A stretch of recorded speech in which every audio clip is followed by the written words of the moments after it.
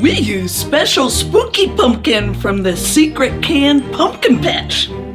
I know where the great canned pumpkin patch is. Will you guys have fun? Let's go, this will be exciting. We'll go through the scary graveyard to get there. What? Have a fun time.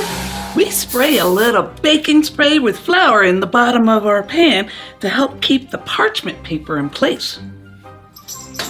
Sift together 3/4 cup of flour, 2 teaspoons of cinnamon, a teaspoon of baking powder, and a teaspoon of ginger, half a teaspoon of nutmeg, and a pinch of kosher salt.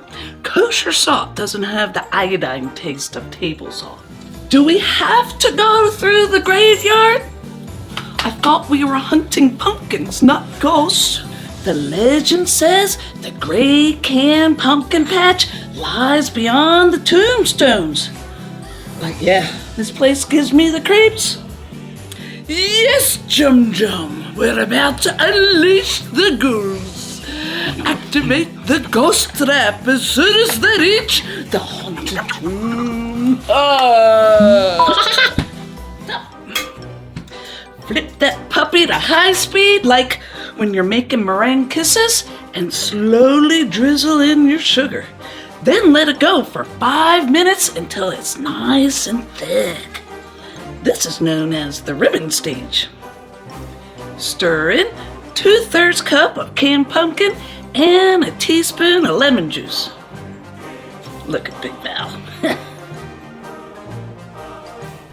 Perfect! The graveyard's already spooking them out, and they haven't even seen the real fun yet.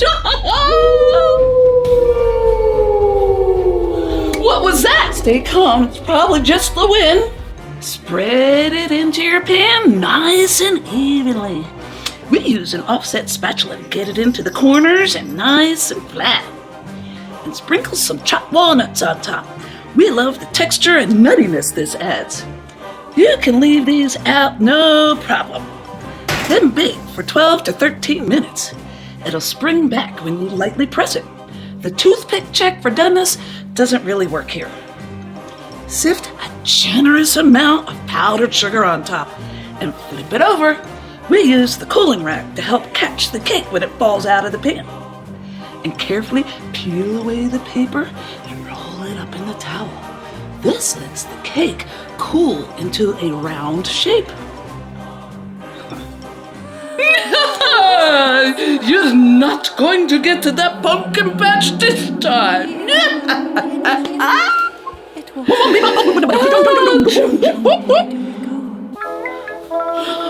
Ghosts! Real ghosts! No way. Maybe it's just an illusion. It's probably Nadia up to her old tricks. When your roll has cooled all the way down to room temperature, you can't spread the frosting on when it's warm or you'll melt the frosting. Beat together a 1/4 cup of butter and 8 ounces of cream cheese. And here's a trick to get it to room temperature in like 10 minutes. Your water should be as warm as your dishwater, and it's safer than leaving it out on the counter for hours. Beat that all together. Add in 1 cup of powdered sugar, and don't worry about any lumps from the sugar. They'll beat right out. Hey, let's find cover in that crypt. I bet Nadia's up to her old tricks, and she's controlling these little spirit things. I hate crypts almost as much as skeletons and ghosts. To that, they're hiding in the crypt. Jum Jum, do something. Carefully unroll it and spread your frosting all over. The powdered sugar helps keep the cake from sticking to the towel. It's okay if it cracks a little. When you roll it back up, you won't be able to see them. And we tuck the towel underneath it like we're putting it to bed in the refrigerator. That'll firm up in about 2 hours and make it easier to slice and serve later. Cut off the end pieces for a nice polished presentation.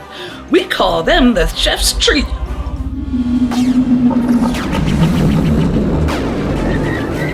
Are you kidding me?